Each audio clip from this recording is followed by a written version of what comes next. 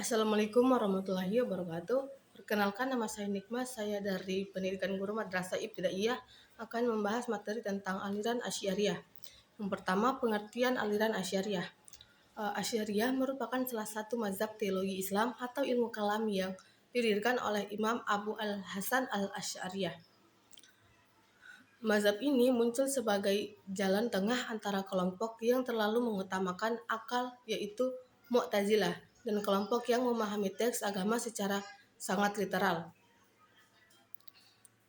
Karena itu, Asy'ariyah menggabungkan dalil nakli, yaitu Al-Quran dan hadis, dengan dalil akli, yaitu akal, selama tidak bertentangan dengan wahyu. Yang kedua, sejarah lahirnya Asy'ariyah.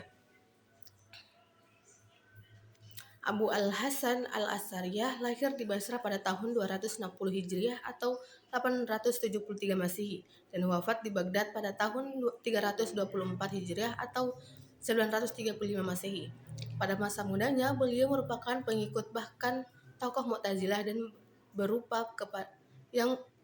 berguru kepada Abu Ali al-Jubai. Namun setelah berusia sekitar 40 tahun, beliau mengalami perubahan pandangan.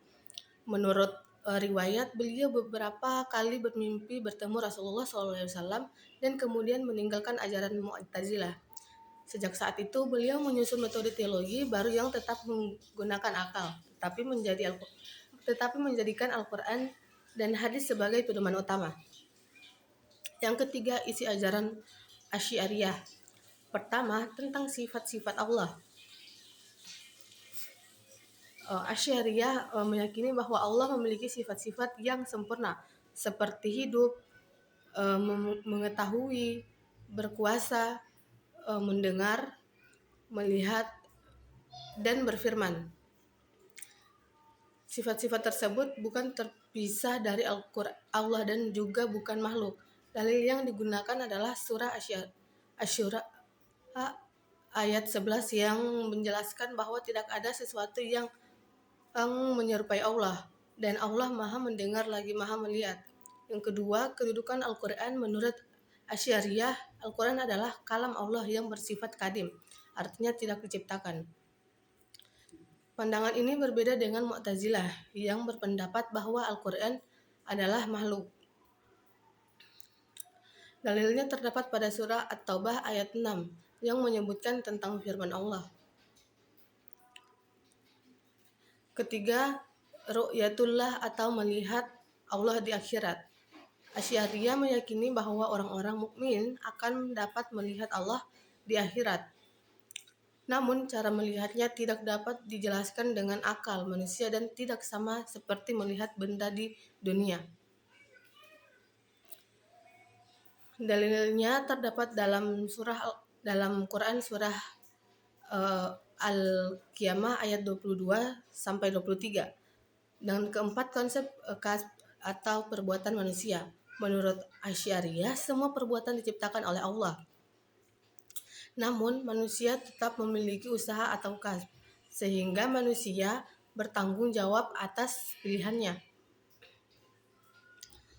Dengan demikian, Asy'ariyah mengambil posisi tengah antara Jabariyah yang menganggap manusia tidak memiliki pilihan dan Qadariyah yang menganggap manusia menciptakan perbuatannya sendiri. Yang kelima, status pelaku dosa besar. Asy'ariyah berpendapat bahwa seorang muslim yang melakukan dosa besar tetap berstatus mukmin.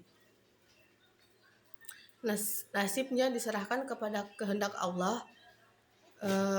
Jika Allah menghendaki, ia dapat diampuni, dan jika tidak, maka akan mendapat hukum sesuai dosanya sebelum akhirnya masuk surga. Yang keempat, konsep iman. Menurut Asy'ariyah, iman memiliki 3 unsur.